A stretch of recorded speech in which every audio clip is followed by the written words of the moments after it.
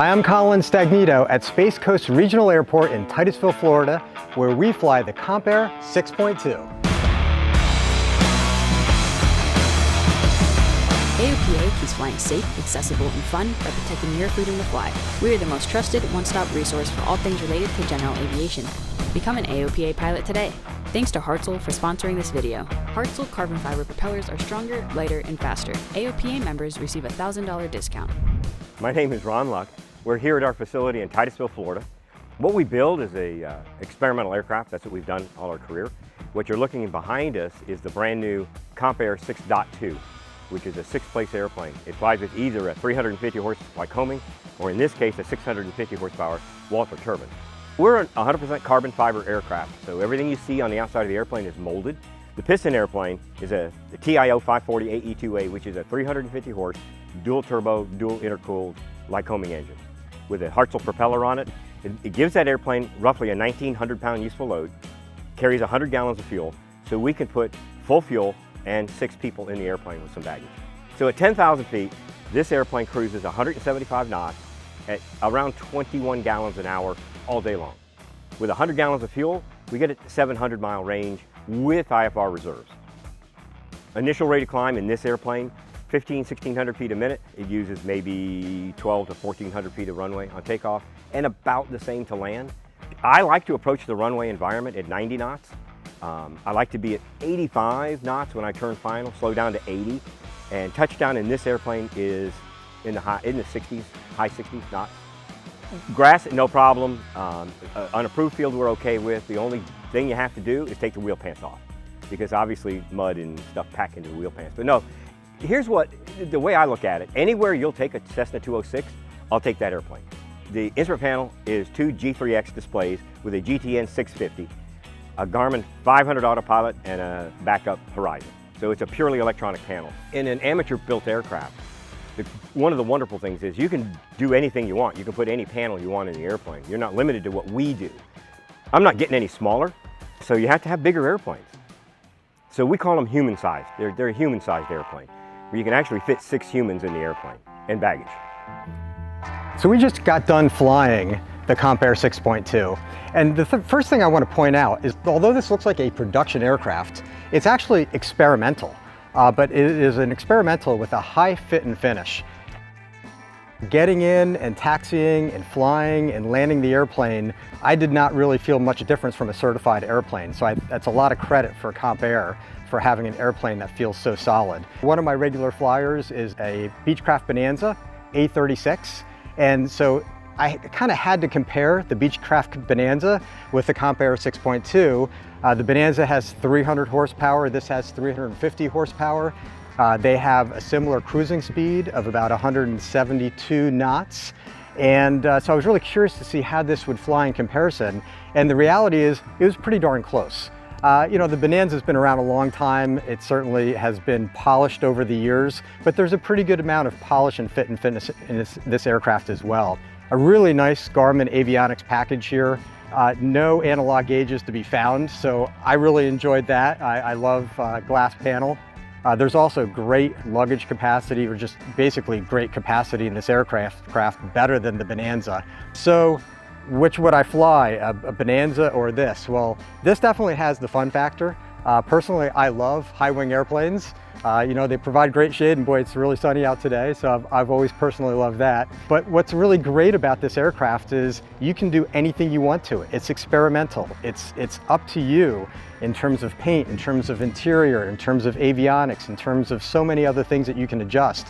And that is just what's so great about an experimental aircraft. You can have a package here, as we've talked about, that is, you know, has quick build kits, and they can help you to put together really quickly, or you can do as much detailed work as you want. And so I really appreciated that.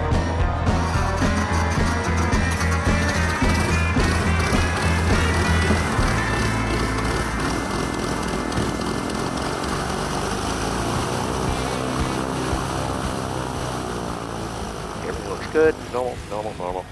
All right, let's do this. Feet are off the brakes. Yep. Takes a few seconds to get real power because of the turbo. There it comes. Come on, baby. And then again, airspeed's alive at 70 knots. I had to trim off a little bit.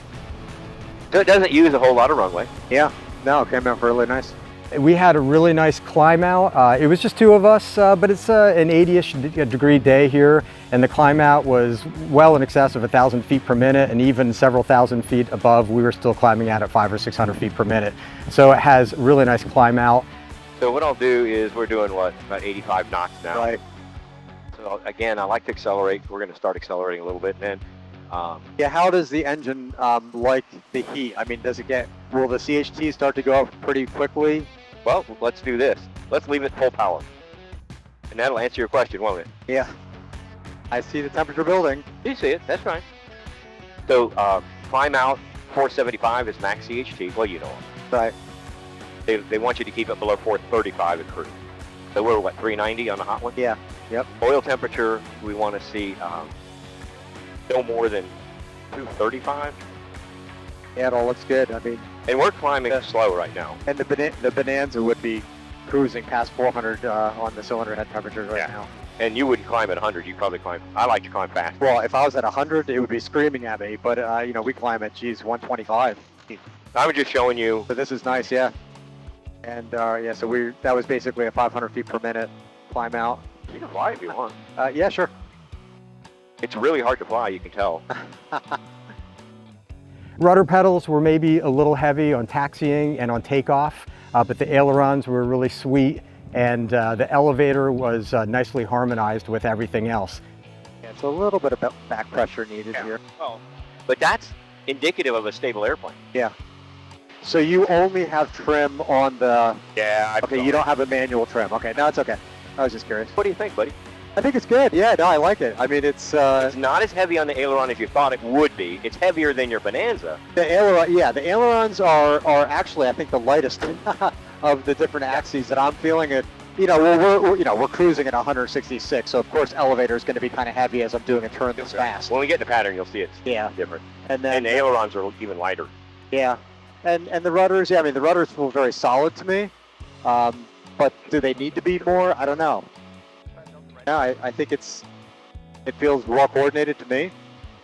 You could be comfortable Yeah. flying this airplane. Oh yeah. Oh heck yeah. I mean this is not very much different than the Bonanza. You're exactly right. Except for it's heavier than a Bonanza. Right. Well, let's do another. I'll do another 360, Anything and then you we'll wanna start to descend under the clouds here a little bit. Okay, so as you start to descend, where would you pull the power back down to? We could go back to 28. Yeah. Would be good. I mean, so even pulled way back here to 30 inches. I mean, we're still doing 158 knots Isn't true. that cool? Yeah. I mean, so it's it feels like a pretty slippery airplane. Coming back into the pattern, we entered basically the same speeds as a Bonanza. We were approaching at 145 knots, slowed down to 100 knots, 90 knots as we were coming into land, touchdown somewhere in the high 60 knots. So tell me about your coming into the pattern. How do you Okay. slow down? Well, okay. If I'm doing an ILS, I'm at 90 knots. I just like a heavy, nice, solid feeling air because it feels solid. It's all that. Oh yeah, it definitely feels solid. Oh, it doesn't. It doesn't feel like you're out of control or, Heck no. It feels very solid. All right, so you want to round that here about 1,300? That'd be good. Okay. We're going to go ahead and start putting out little flaps. Okay. And you're going to notice the nose is going to go down. Gotcha. Oh, yeah. Yeah, I can't even. Okay. There we How's go. that? That's better. All right, so now we're 128. Okay, so you like to be about 90? Yeah. We're moving up and down for numbers to 1,000 foot or 12,000. So we can pull the power all the way off for a minute here. And let's settle down a little bit. Now I'm going to go to landing flaps, and you'll feel a big difference. Because if you look at the size of those flaps, there's some big damn flaps out there. Huh. Looking good? Yep. Looking good? A little more power here then. We're coming through 90. Yeah. So what I like to do is when you get about here, maybe add a little bit of power. Yeah, I just did. Yeah. A little more power, just a little bit. Although we're doing pretty good. Speed. Oh, Whoa, I like that. Oh, No, it was good. It was good. Actually, we were way higher than I thought we were. Yeah. That's what it was. Oh my goodness. Okay, brakes. And we're going to do Charlie right here. Okay.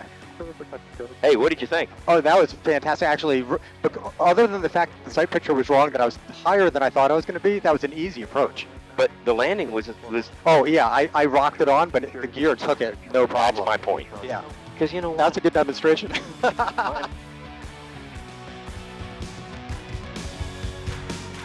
Very controllable, very predictable. I'd never flown the airplane before. I will say, however, that as I started to flare, as I would with the Bonanza, I hit the main gear a little bit first because that's a pretty, I don't know if you can tell, this is a pretty big, domineering airplane. Maybe bigger than it looks in video, and it's pretty tall. And so you need to flare a little bit higher than normal. But the landing gear soaked it up really well. Didn't even bounce. And that's testament to the design of this aircraft. So overall, really enjoyed the Comp Air 6.2, thought it was very favorably comparable to a Beechcraft Bonanza, and you get the fun of building it yourself.